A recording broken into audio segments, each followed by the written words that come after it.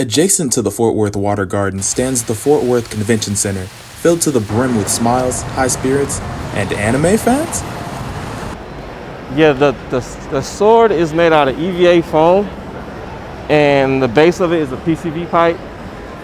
And mostly I drew the outline of it, basically like carved it out, and it's acrylic paint.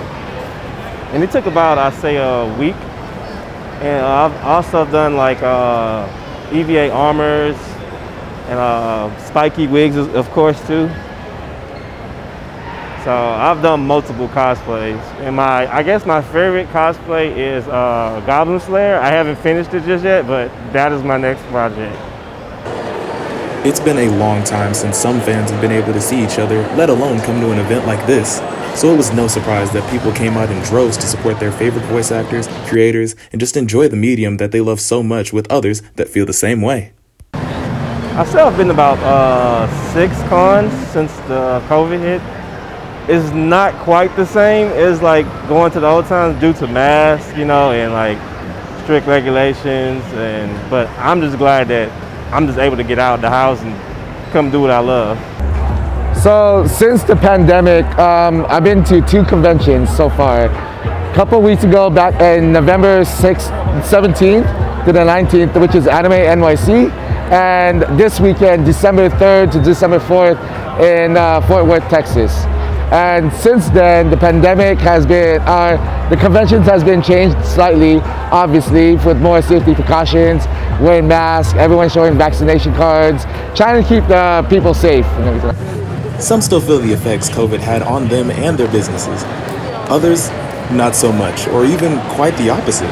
I felt like it hasn't really affected my business too much. To be honest, I think it actually helped it because everyone was been wanting to come to a convention for so long that everyone's out and about, especially in New York. I did actually better in New York this year than I did the past previous years that I did in New York. Way better, like 150% better. No matter how you look at it, the excitement for fans to be able to hit the streets and the convention centers once again was palpable. I watched as this room filled with anime fans, going from an empty auditorium to completely packed in mere minutes, filing in one after the other for a special live orchestra performance with music from Final Fantasy. I know since COVID hit, everything's been a little slow. A lot of people have been like introverts trying to go back into being an extrovert. I had to do that shit. I had to do that myself. But yeah, I'm glad that cons are coming back. Being regular and live again, and seeing good people. Connecting with people, and that's what it's all really is all about. Is connecting with people, seeing new faces, old faces, good friends again, partying. But yeah. I spoke with Lauren Dabb, head of marketing and PR, who helps host 4 different events across the country. She says that each audience and community is different, so it's always fun to go to different parts of the country and interact with all the dedicated fans. Now she gets to do that again for the first time in a while. So I would say the biggest struggle is just the pandemic.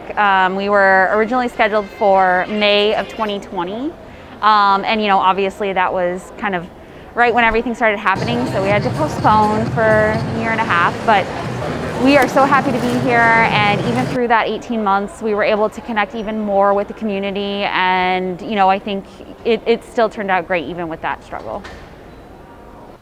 As the final day of Anime Frontier comes to a close, it seems the remains of COVID hasn't shined down on anybody's fun here. I'm Nicholas O'Geller with NTTV, signing off.